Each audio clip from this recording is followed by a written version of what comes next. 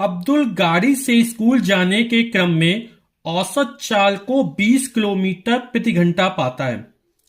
यानी जब स्कूल जाता है तो उसकी जो औसत चाल है वो 20 किलोमीटर प्रति घंटा है। उसी रास्ते से लौटने के समय वहां भीड़ कम है और औसत चाल 40 किलोमीटर प्रति घंटा है।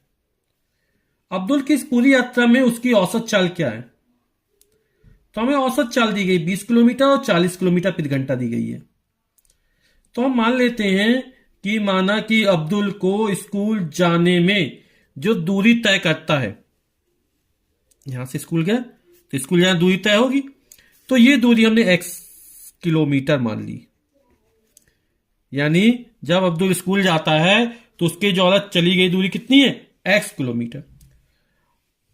हमें औसत चाल ज्ञात करनी है, तो औसत चाल बराबर होता है कुल दूरी बटे कुल समय। तो कुल दूरी एक बार जाएगी तो x किलोमीटर हो जाएगा, जब वापस आएगा फिर x किलोमीटर हो जाएगा। अब समय निकालना है ना।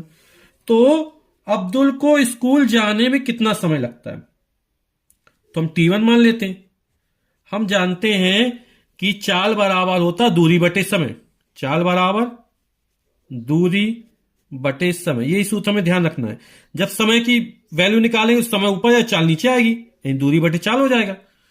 तो यहां से स्कूल जाने में, अब्दुल को स्कूल जाने में कितना समय लगता है वो निकाल लेते हैं। तो समय बराबर दूरी बटे चाल। दूरी हमारी x किलोमीटर है और चाल कितनी है?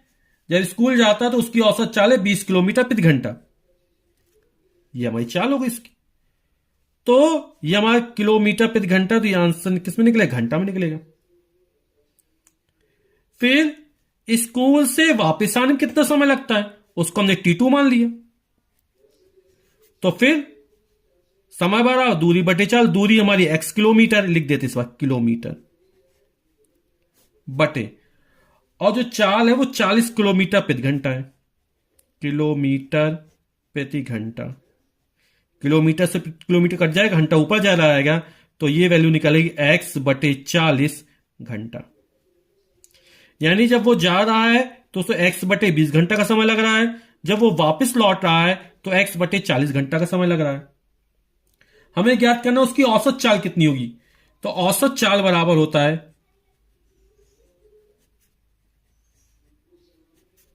कुल दूरी बटे कुल समय। तो कुल दूरी कितनी है उसकी? यहां से जब यहां तक गया तो चली गई दूरी x है, फिर जब वापस लौटा फिर x दूरी तय किया, बटे जाने में जो लगा समय वो t1 है, इसकी वैल्यू x बटे 20 है। जब वापस लौटा तो उसको समय x बटे 40 घंटे का लगा। इसको हल कर देंगे तो हमारा आंसर निकल आएगा। तो यहां पर हम देखते हैं x प्लस x, ये 2x हो जाएगा, अपॉन लघुत्तम आएगा हमारा 40। 20 में 40 का भाग करें, 20 दूनी चाहिए 2 बार गया, 2 का x में गुणा करेंगे 2x हो जाएगा, प्लस 40 में 40 का भाग करेंगे एक बार जाएगा, x एकम x हो जाएगा। तो इसको हल करेंगे तो ये आ जाएगा 2x अपॉन 2x में x जोड़ेंगे 3x बटे 40। अब बटे के नीचे बटे लगा, बटे की संख्या पलटी के ऊपर जाएगा, गुणा हो जाएगा, तो हो जाएगा 2x गुणे 40 बटे 3x। इसको पलट देंगे, x x कैंसिल, ये हो जाएगा 40 दूनी 80 बटे 3, और 80 में 3 का भाग करेंगे तो 3 दूनी 6, 7 8 2 बचा, 20 हो गया, 3 छंग 18, 2 बचा, फिर 20 हो गया, 2.666 निकलेगा। यानी इसको लिख सकते हैं लगभग 26.67। और चाल का मात्रक होता है मीटर प्रति सेकेंड।